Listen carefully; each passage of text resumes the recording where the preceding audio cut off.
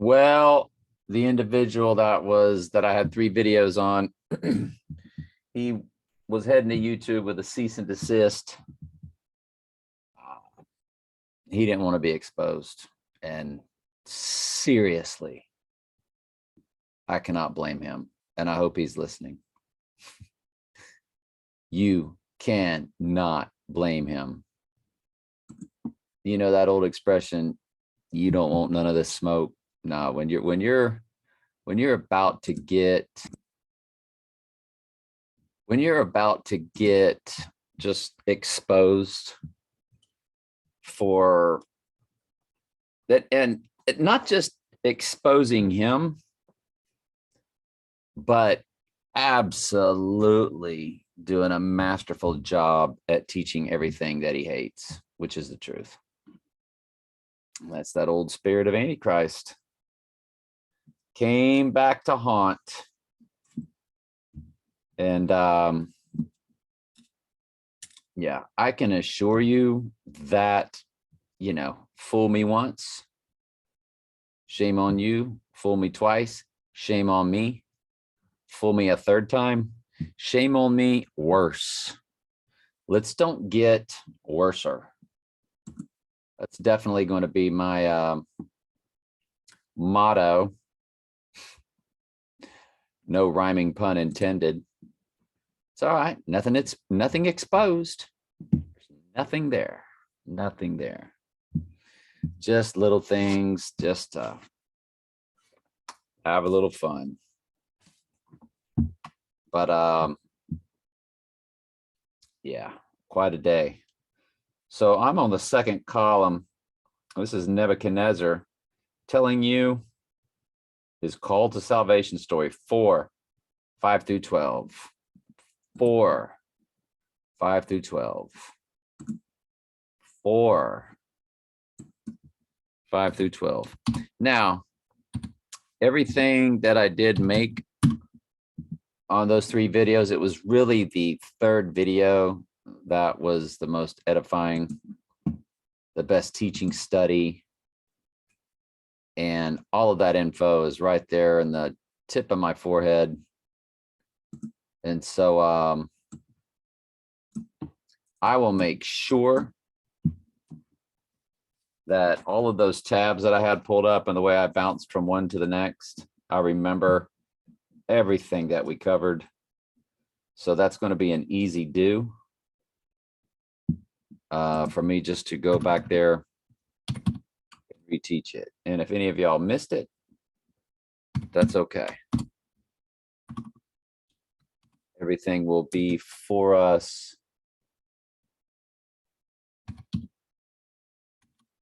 All right, 26 to 20. And then you got to put a dash because we're going to a new chapter, 26:7. Bravo. Bravo, I say.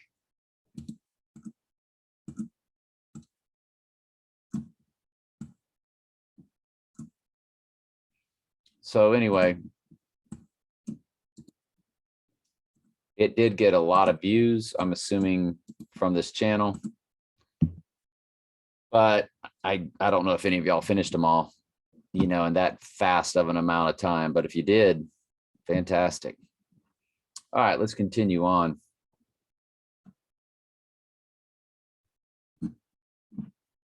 Click it to win it. Click this to win it. There we go. Is that in? It's all in. For it makes no sense to send a prisoner to the emperor without specifying the charges against him. Then Agrippa said to Paul, "May we speak in your defense?" So Paul, gesturing with his hand, started his defense. "I am fortunate, King Agrippa, that you are the one hearing my defense today against all these accusations made by the Jewish leaders, for I know you are an expert on all Jewish customs and controversies. Now, please listen to me patiently. As the Jewish leaders are well aware, I was given a thorough Jewish training from my earliest childhood among my own people and in Jerusalem. If they would admit it, they would know that I have been a member of the Pharisees, the strictest sect of our religion. Now I'm on trial because of my hope in the fulfillment of God's promise made to our ancestors. In fact, that is why the 12 tribes of Israel zealously, worship God night and day, and they share the same hope I have. Yet, Your Majesty, they accuse me for having this hope. Let's move on. Oh, I've already got that pulled up, don't I? Okay. Now, this is Daniel's continuation. I saw a dream. King Nebuchadnezzar said. This is Nebuchadnezzar's story about how he became a sheep. I saw a dream which made me afraid, and the thoughts upon my bed and visions of my head troubled me. Therefore made I a decree to bring in all the wise men of Babylon before me. Not Daniel, but all their magicians, astrologers, all that stuff, that they might make known unto me the interpretation of the dream. Then came in the magicians, the astrologers, the Chaldeans, and the soothsayers, and I told the dream before them, but they did not make known unto me the interpretation thereof. But at the last, Daniel came in before me. So finally, Daniel's in, whose name and their language was changed to Belteshazzar, according to the name of my God, and in whom the spirit of the holy gods.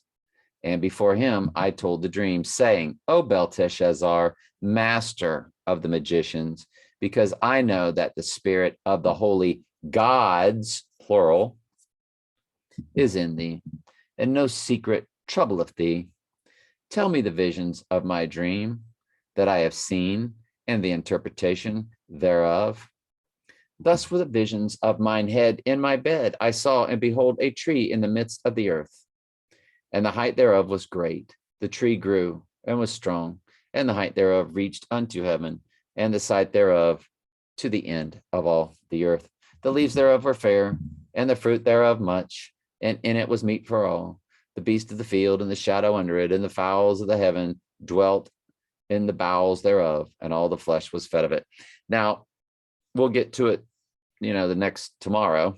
We won't finish it tomorrow, but we'll continue tomorrow. But what this is, what Daniel's going to tell him is, you're the tree. The tree is like Babylon, and you're the leader, and you feed the earth because of your kingdom. Just like our government makes sure everybody's fed and taken care of, sort of. That's what their government did. It reached into the side, it leaves thereof fair. So the fruit thereof much, it was meat for all, so that everybody was fed under this nation state, because this was a world ruling system. To be like China ruling the earth, or the United States ruling the earth. And the beast of the field had shadow under it. So everybody was protected under it. There was nobody that wasn't protected on the earth. And the fowls of heaven dwelt the bowels thereof, and all the flesh was fed of it. So it talks about being fed, and it talks about being fed. Two different places. Meat for all flesh was fed of it. So all animals, all humans, nobody was starving, nobody looking for food, nobody looking for shelter. All right. Love y'all very much. Ask questions anytime. That's what I'm here for.